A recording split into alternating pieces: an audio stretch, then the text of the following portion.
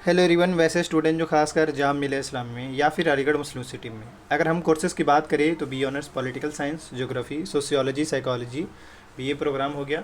इसके अलावा बीएलएलबी, और अगेन हम इसमें ये भी ऐड कर दें कि आपको जिस किसी भी कोर्स में जामिया ये में हो, अगर आपसे सोशल अवेयरनेस, जनरल अवेयरनेस और करंट अफेयर के सवाल पूछते हैं, उस केस में आपको ये वीडियो यानी सोशल अवेयरनेस के नाम से जो स्टूडेंट को भी हमें वीडियो बनाया जा रहा है, वो डायरेक्टली या इनडायरेक्टली आपको ज़रूर हेल्प करेगा। ऑलरेडी लास्ट ईयर भी स्टूडेंट को इससे काफ़ी फ़ायदा मिला, और इस बार आप लोग हैं तो आपको भी फ़ायदा मिलेगा। आपको जिस तरीके से क्वेश्चन का प्रैक्टिस कराया जा रहा है, यहाँ पे सीरीज दिखाया जा रहा है, आप इसको ज़रूर प्रैक्टिस करें। दूसरा, आपको ऑलरेडी ये भी पता है स्टूडेंट के बिहाफ में मॉक टेस्ट लाया गया है। स्पेशली कोर्स की बात करें तो जामिया का BA political science BA program, geography, sociology, psychology, इसके अलावा बीएलएलबी हो गया और बीबीए बीकॉम हो गया। और बाकी अगर हम बात करें एमयू का बी ऑनर्स और एमयू का बीएलएलबी। अब हम चलते हैं बिना टाइम वेस्ट के क्वेश्चन पे। ये पार्ट 4 है वीडियोस का, हालांकि हमने एक प्ले लिस्ट बना दिया है, आप उसमें बाकी वीडियो भी आप देख सकते हैं।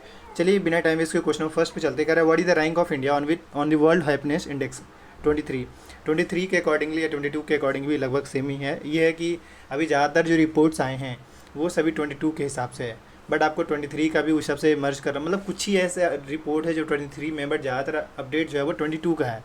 तो क्वेश्चन आपके होपफुली अगर रैंक से वगैरह सब पूछते हैं तो 22 के चांसेस ज़्यादा हैं। चलिए अब चलते हैं क्वेश्चन नंबर फर्स्ट। देखिए ऑलरेडी कह रहा है कि आपको इंडिया का रैंक बताना है आपको वर्ल्ड हैप्पीनेस इंडेक्स में। तो फर्स्ट का करेक्ट आंसर होगा यहाँ पे 126। अब आते हैं नेक्स्ट क्वेश्चन पे।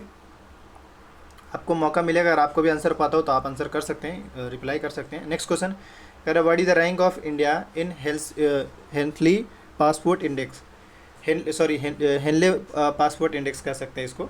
तो इसका जो करेक्ट आंसर होगा डेट इज़ आपका 85। इंडिया का जो इसमें रैंकिंग है वो 85 है। असल में ये हेनली पासपोर्ट इंडेक्स का मतलब ये है, ऐसे मान के चलें कि इंडिया के पासपोर्ट से आप 85 कंट्री में, सॉरी ये तो आप स्ट्रेंथ को दिखाता है, सॉरी ये स्ट्रेंथ को दिखाता है कि इंडिया का जो पासपोर्ट पूरे कंट्री के हिसाब से उसका स्ट्रेंथ कैसे, तो 85 है। अब आते हैं अगले क्वेश्चन पे। इंपॉर्टेंट है, कह रहा है which city is the world second slowest city to drive, यानी कि ड्राइव करने के लिए यूँ समझ लीजिए बाइक या फोर व्हीलर आप रन कर रहे हैं, तो वर्ल्ड में सेकंड स्लोएस्ट सिटी है जहाँ पे आपको चलाना बहुत ज़्यादा स्लो तरीके से आपको चलना पड़ेगा, स्लो गाड़ी चलाना पड़ेगा। तो इसके जो करेक्ट आंसर होंगे उसमें आपका इंडिया, और इंडिया में वो भी बेंगलोर जो आपका करेक्ट आंसर होगा सेकंड में। बट एक सवाल आपसे मैं छोड़ कर जाता हूँ कि फर्स्ट ऐसा स्लोएस्ट सिटी बताइए जहाँ ड्राइव करना काफ़ी स्लो है। अब आते हैं अगले क्वेश्चन पे। नेक्स्ट क्वेश्चन यहाँ पे कर रहा है कि who has emerge as the world most popular leader. में भी जामे इस टाइप के सवाल कर सकते हैं। इसका जो करेक्ट आंसर होगा, देखिए 4 ऑप्शन है, फर्स्ट जो होगा वो करेक्ट आंसर होगा। और अब आते हैं अगले क्वेश्चन पे। नेक्स्ट क्वेश्चन यहाँ पे कह रहा है what is the rank of India in global hunger index. ये थोड़ा इंपॉर्टेंट है, इसका जो करेक्ट आंसर होगा दैट इज़ 107। नेक्स्ट क्वेश्चन पे चलते हैं। अगला क्वेश्चन यहाँ पे कह रहा है what is the rank of India in global food security index. Food security के मामले में कौन से इंडेक्स पे है, तो यानी पायदान पे कह लीजिए। 6 का करेक्ट आंसर 68 होगा। अब आते हैं अगले क्वेश्चन पे। यहाँ पे ये इंपॉर्टेंट क्वेश्चन है one of which institute has topped in NIRF ranking 22, यानी इंडिया का एक पैरामीटर है जो कि मिनिस्ट्री ऑफ एजुकेशन के बिहाफ में रिलीज़ किया जाता है, NIRF रैंक। तो इसका करेक्ट आंसर होगा दैट इज़ IIT मद्रास। उसके बाद सेकंड नंबर पे बेंगलुरु रखा गया है, और थर्ड नंबर पे कोई और ही है, लेकिन फर्स्ट नंबर पे आपका मद्रास है, सेकंड पे बेंगलुरु है। अब आते हैं अगले क्वेश्चन पे। कह रहा है what is the rank of India in world competitive index. हालांकि ये उतना भी इंपॉर्टेंट नहीं है, असल में हंगर हो गया और इससे पहले जो बताया था वो पूछने के ज़्यादा चांसेस है। हालांकि मैंने जो MCQ तैयार किया वो सेलेक्टिवली है, और आपको ऐसे ही मॉक टेस्ट जो हमने जुलाया है इसी टाइप से आपके सवाल वहाँ भी दिख रहे हैं, इसमें और बेहतर वे में उसमें आपको दिखेगा। चलिए जो भी ज्वाइन करेंगे वो उनके लिए। अब आते हैं क्वेश्चन नंबर 8 पे। कह रहा है यहाँ पे सिंपल कंपटीटिव इंडेक्स बताना इंडिया का वर्ल्ड लेवल पे क्या है, तो 8 का करेक्ट आंसर यहाँ पे C होगा 37। अब आते हैं अगले क्वेश्चन पे। अब आपका मोस्ट इंपॉर्टेंट सवाल world press freedom index 22 India का बताना है आपको। वर्ल्ड प्रेस फ्रीडम, तो ये जो है आपका 150 ईयर्स है, यानी 150 ईयर नहीं कह सकते बल्कि 150 नंबर कह सकते हैं। पूरे कंट्री जो दुनिया में जितनी भी कंट्री है उस कंट्री के हिसाब से इंडिया का जो पोजीशन है 150 है। अब आते हैं यहाँ से नेक्स्ट क्वेश्चन पे। अगला क्वेश्चन यहाँ पे कह रहा है कि the Mandal commission was constituted during the tenure of which of the following prime ministers.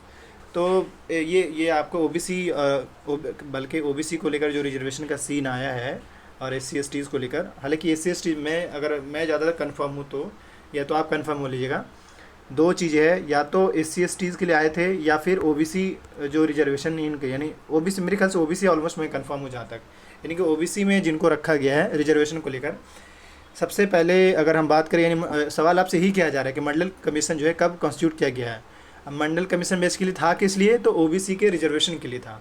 इसका जो करेक्ट आंसर, उस टाइम जो प्राइम मिनिस्टर थे वो आपका मोरारजी देसाई थे, याद रहेगा। अब आते हैं अगले क्वेश्चन पे। नेक्स्ट क्वेश्चन, अगला क्वेश्चन कह रहा है which among the following article of constitution of India abolishes the untouchability, यानी छुआछूत जिसको कह सकते हैं। तो इसका जो करेक्ट आंसर होगा दैट इज आपका आर्टिकल 16 होगा। अच्छा, इसमें मैं आपको ये भी बता दूं, आपको यहाँ पर के हिसाब से सारे फंडामेंटल राइट्स, आपको जितने भी फंडामेंटल राइट्स का आर्टिकल हैं, यानी आर्टिकल 12 से लेकर 35 तक आपको सबको याद रख लेना है। इसके अलावा आपको सिटीजनशिप से रिलेटेड, यानी कि आर्टिकल 6 से लेकर आर्टिकल 11 तक जो है इसको अच्छे से पढ़ लेना है। कौन कौन से कितने ऐसे तरीके हैं, यानी कि आपको नंबर ऑफ़ वेज बताना है जिसके थ्रू लोगों को नागरिकता मिलता है, और नंबर ऑफ़ वेज इस में आपको बताना है कि वो कौन कौन से ऐसे तरीके हैं जिसके थ्रू इंसान का नागरिकता ख़त्म किया जा सकता है। और अब आता है अगले क्वेश्चन पे, यानी इंडियन का। अगला क्वेश्चन करें, in which year constitution of India was amended for the first time, यानी कि फर्स्ट टाइम जो है इंडियन क्वेश्चन का अमेंड किया गया था। तो 12 का करेक्ट आंसर होगा यहाँ पे 1951।